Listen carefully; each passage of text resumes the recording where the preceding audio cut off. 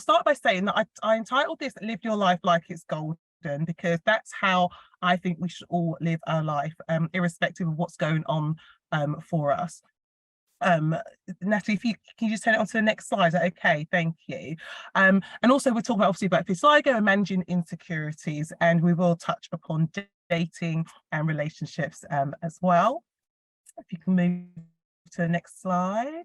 I'm not used to not having like a clicker or something, so okay, so I just wanted to start by sort of talking about the importance of acknowledging and understanding your thoughts and triggers when it comes to vitiligo. So, yeah, having spoken to people at various skin conditions, what I'm often told is that there might be times that they are in particular situations, and for whatever reason, they just haven't realised that they felt quite triggered by something someone said or something someone's done.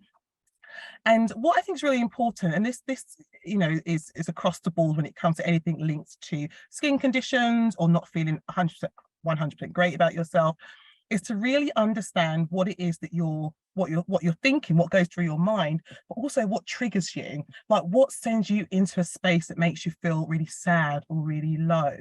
Because sometimes someone will say something to us or do something, but we don't really know what it is that's kind of made us feel really sad or really like triggered.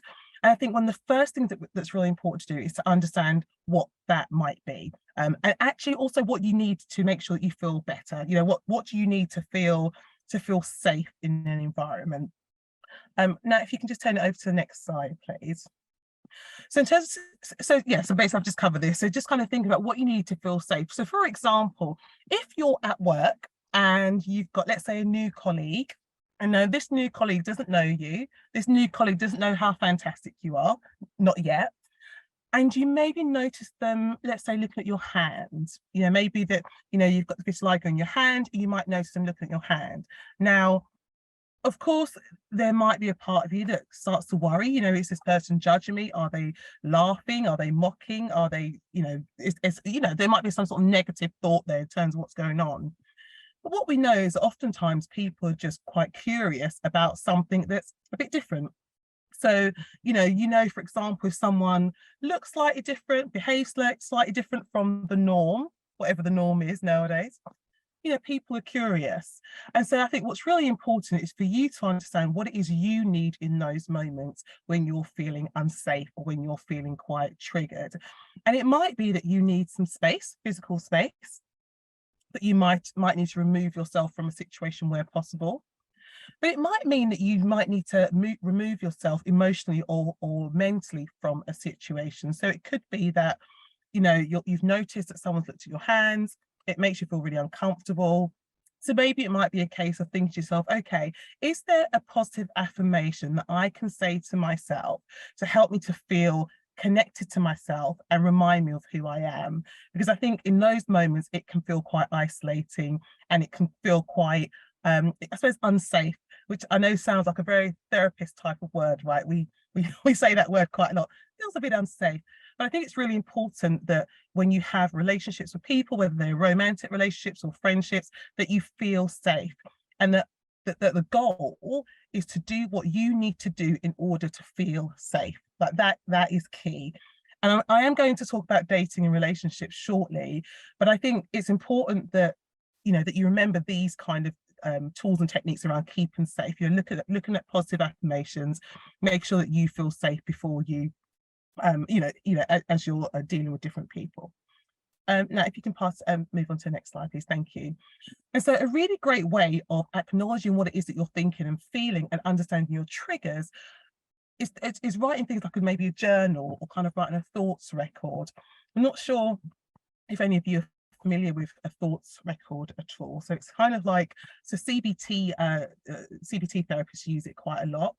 And it's basically like a table where you fill in your thoughts for a day, you know, in relation to a particular situation that's happened.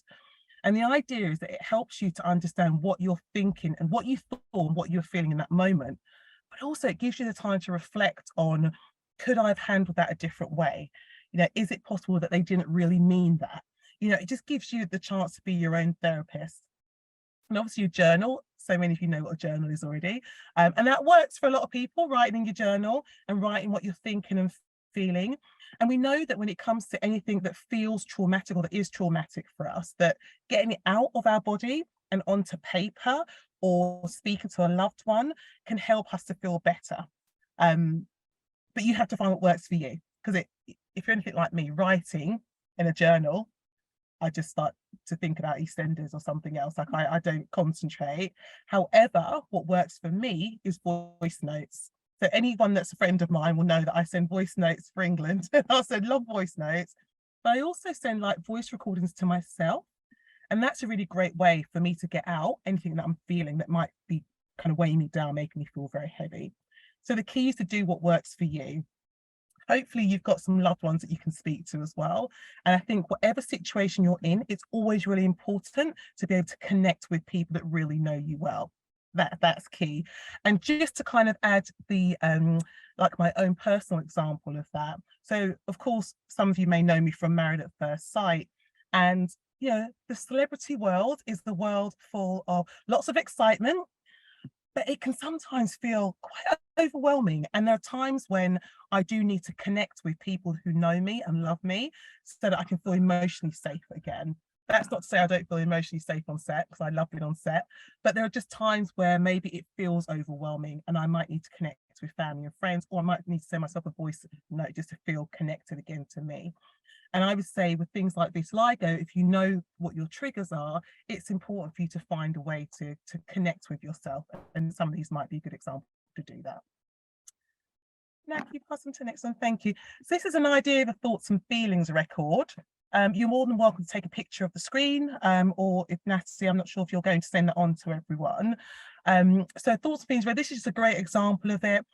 You know, you write down what the situation was, what the trigger was that happened in that day, maybe the physical sensation that you experience in your body. So it's helping you to connect with what am I feeling in relation to the situation that's happened today.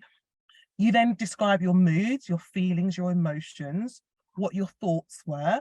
And this is really, really key, because sometimes we can think things that may be a bit irrational. And it's only when we write them down that we're like, hey, 1 minute, is that what I really thought about that? Like, no, that's not a healthy thought. What did you do?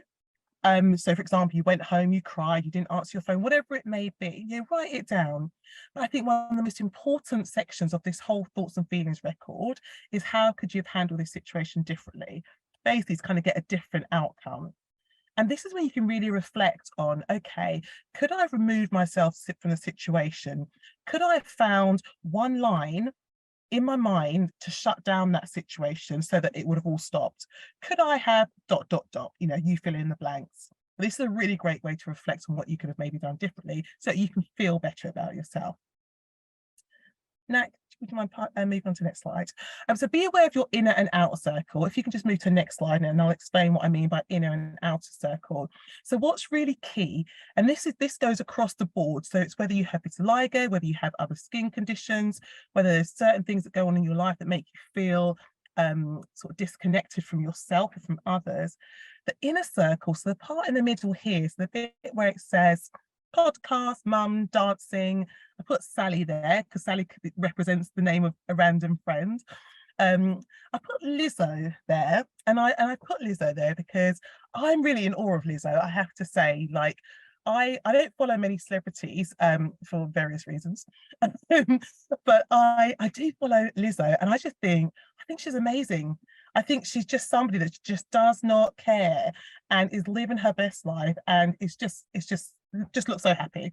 And so for me, it's about following people that represent something positive, you know, a reminder of people who don't give a damn and are going to live their best life, even with something that's visibly different from other people. And so I think what's really important for you to do, and a little exercise, is to draw 2 circles in the way that I've done it here, and right in the middle, all the people and influences in your inner circle, and in the outside, all the people and experiences, all the people and influences in your outer circle. And what you want is to make sure your inner circle have people and things that make you feel good, because that's what you need to connect to when you maybe go on a bad date or your colleague isn't so great. That's the thing that kind of reminds you how fantastic you are. All right, okay, let's move on to the next one. So actively seek positive people who look like you. Now that I think is absolutely key, because so often the reason why we feel so different is because we're around people who probably all look the same. No one really wants to look the same, right? So sometimes it's important to be around people who reflect us. And I know as a Black woman that when I'm around other Black women, I'm living my best life. When I'm around other women, I'm living my best life. I do like men too, I have to say, but but I do notice the difference if I go to a room full of, for example, white men. I might notice that difference. So that's not to say that I won't be around that environment, but I also know where I also need to go to feel more connected as well. And so I think that is really key. Okay, next slide, please, Nat. And I think this section around the insecurities, before I move on to the dating and relationships, would be to say, just be really gentle and kind to yourself. You know, there will be times where you don't feel great, and it's important in those times to just recognize what you might need. It might be that you need to sleep. It might be that you need, let's say, a glass of cocoa. I was going to say a glass of wine, but let's say a glass of cocoa. It might be that you need to connect with a family member or friend. Just be really gentle and kind with yourself. And I would say, don't judge yourself if you find that you've had a particularly difficult day where you felt quite triggered. Just, I suppose, yeah, just remind us to be gentle and kind to yourself. I think I'll leave it on that note. All right, let's look at the dating world. Okay, so in terms of the dating world, I suppose it's no different to some extent to forming new friendships with people, right? So I think across the board, whether it's the world of dating, the world of work, the world of families, the world of friends, whatever it may be, the key is to be your own life coach. And, you know, I often say to people, be your own life coach, be your own like best friend, you know? And I think what's really good is if you can find some positive affirmations that remind you of how great you are, those can come in really handy when you're feeling particularly low or disconnected from yourself. Now, I've put some examples here, but you can go online. There's lots and lots of examples. So I like these ones. I'm my own best advocate. My very existence makes the world a better place. I mean, that is like, yes, right? That's fantastic. And my inner strength is invincible. I mean, that's just wow, right? I'm seeing your faces. I'm seeing wow. That is wow. And I think for me, you know, I sometimes with positive affirmations, I will put them on like little post-it notes and I'll stick them next to my laptop. So when I'm working with clients or when I'm doing some sort of, I don't know, TV production meeting or something like that, I've just got little, little post-it notes just to remind me how fantastic I am, just in case I forget, or just in case someone says something that I perceive as maybe insulting me or offensive. Not to say that they are being offensive, but if I perceive it in that way, I just need a reminder who I really am. All right. Okay, let's move to the next slide. Okay, so let's talk about dating. Let's talk about relationships. So the first thing that came to my mind when I thought about this, like in terms of going on a date, I thought, dress to impress, and make sure you smell nice as well. That's just come to me as well, because it's really important that you feel confident and you feel sexy. Now, of course, dressing to impress is part of that, but it might be that you find a good song that you like to listen to before you go on your date, or you don't like dance to a nice little tune in your bedroom, or you talk to your friend. The key is to find things in people, and again, going back to your inner circle, things that uplift you, that remind you who you are. And there's definitely something about dressing well, where you look in the mirror and you think, yes, your hair looks great, maybe you've got nice earrings in, you've got nice shoes on, you smell good, that you just think, is the world ready for me yet? Of course, you don't want to be arrogant, you want to be confident, but it's really important to find ways to help you to feel confident. Okay, next slide. Thank you. So you decide what you show and when and how you talk about it. Now, I think this is really key, because when you have, let's say, a condition like vitiligo, of course, you've had a whole journey with this. But, for the other person, your date, they are interested in all of you. They are interested in what you had for dinner yesterday, maybe. They're interested in what your favorite color is, what your favorite holiday is. they're interested in so many more things, as well as your journey with vitiligo. So just be I would say careful, but I suppose just be aware that it's up to you what you show and when. You know, it's up to you how you describe things to people, or if you do at all. You know, I know that there are some people that have said, there's a gentleman that I know that said that he's got vitiligo in his hands, and he said when he first met his wife and she was looking at it, he kind of spoke about it there and then. He said, "Oh, I'm noticing that you're just looking at my hands," and she, I think, felt really uncomfortable. But then it was just an opportunity for him to explain what it was, and then she said, "Oh yeah, actually, I think I've heard a little bit about this," and they had a little bit of a conversation, and then that was it. And then they could talk about other things. And you know, he shared his journey in such a way that it didn't feel like heavy and, oh my gosh, this person still really got lots of insecurities about it. It felt like, okay, this has been part of my journey. I'll tell you a little bit more when I get to know you, but I'll just share a little bit with you right now. Again, you decide how much you share. It might be that you don't feel like you want to share anything on the first date, and that's also fine. Okay, next slide.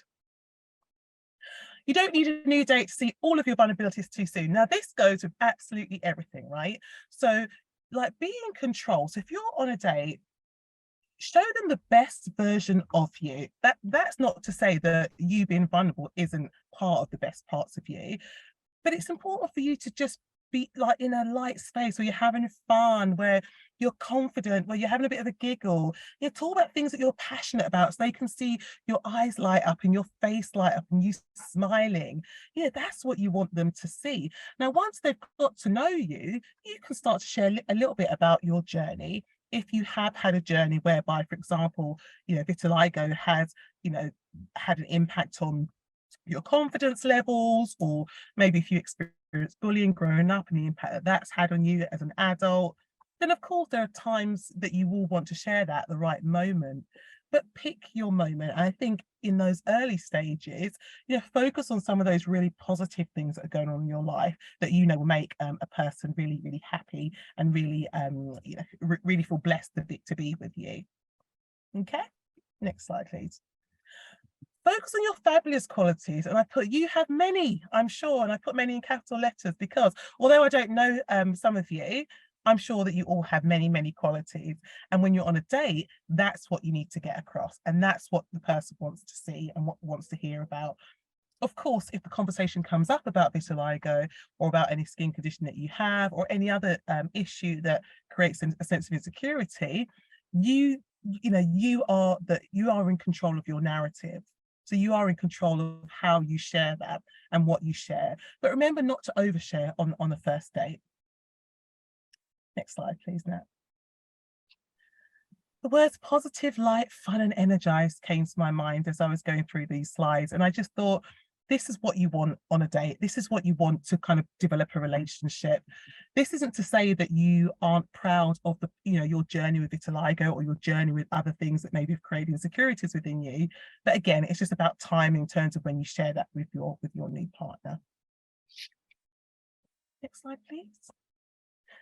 And that's it. We've come to the end. So that's kind of like a kind of summary in terms of like working through insecurities and like how to kind of approach dates and relationships. If you want to find out a little bit more about me or want to get in touch, these are two great ways to get in touch with me. One by Instagram, and if you go onto my website, you'll see all other contact details as well. Thank you for having me. Absolutely fantastic. Thank you so much. You're very welcome. Really uplifting, you know, just a real confidence boosting session, and just how to navigate the dating world, because at some point we're all going to be out there dating, looking for relationships, and it's so important to feel comfortable when you're doing so. And you share some great strategies in terms of just feeling good about yourself. And I'm certainly going to start with the positive affirmations and sticking them on post-it notes around my desk, even just to kind of take me away from work for a few moments. So absolutely love that one, and absolutely loved what you shared with us today. Thank you. Thank you, Natalie. So I think we did have a couple of questions, so I'll stop sharing the screen in a second and I'll ask the first question. So we had a question from earlier, which was, as a grown-up, how can you support your partner and be better aware of the anxieties that they might have in relation to vitiligo or a skin condition? So I would say the key is there isn't a handbook on sort of how to manage situations like this. I think the key is to ask your partner what they need in any given moment. It might be that they just need some space, some physical space. It might be that they want to talk, but I think that, I suppose it's about being gentle, finding the right time, in terms of, when they want to talk, not pushing them to talk and to manage their anxiety. But yeah, I think the keys are kind of checking with them in terms of what they need in those moments to feel connected. Fantastic. And also first date nerves. How do you go over this first date nerves when you're going on a date, you're meeting this guy or this girl and you're just nervous? How do you relax yourself? What kind of tips you have for just relaxing yourself? Yeah.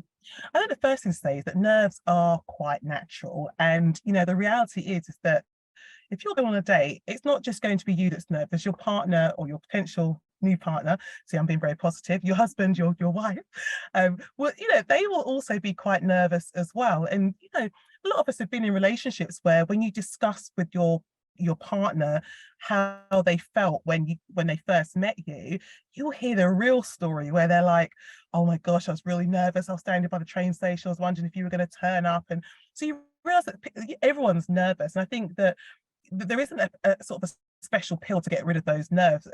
But I would say there are things that you can do to relax yourself. So for example, listening to kind of like meditative type music, listen to music that's kind of uplifting if you are someone that kind of, if that kind of helps you to feel relaxed and connected with self. If you're going on a date, knowing exactly where you're going might be something that you need to feel less anxious.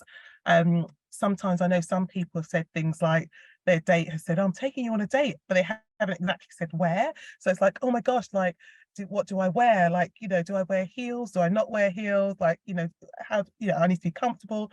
So just be really clear with yourself in terms of what you need in order to feel less stressed. But I think the key here is that nerves are quite normal and quite natural, particularly on a first date. So just do what feels right for you to feel connected. And, if you look at the slides earlier with the inner circle, if you've done the homework with the inner circle and the outer circle, go to your inner circle so you can feel connected and feel calm. Fantastic. And then another question we had about online dating, which I'm sure many of us have tried, but just in terms of creating a great profile, photos, do people show their skin? Do they not? How do you navigate doing a online dating profile? You have to do what works for you, because the whole like, do I show my skin, do I not, you want to show something that reflects you. So the kind of the unspoken rules is that you have a picture that shows your face so that people know exactly what you look like, and you have maybe a picture, sort of like a full body picture, and that you choose pictures that are quite fun, that really reflect who you are. So we know that sometimes some gentlemen might be like in the toilet with a mobile phone. I know we all go to the toilet. It might not be the place that you want to take a picture necessarily. So just be selective in terms of like maybe something where you're doing, I know, something quite creative, something fun, maybe when you're on holiday, when you're laughing, so your face, you can see your smile. I think that's really important. Be honest as well with your age, be honest with what you look like. I would say keep it positive, your profile. So don't put things like, I'm not looking for people that ... If you're going to be that person that ... then swipe, let all those kind of negative energy type profiles. Keep it positive, keep it light. If you feel comfortable showing your skin, if you've got this dislike and you feel comfortable showing your skin, then show a picture that's really empowering.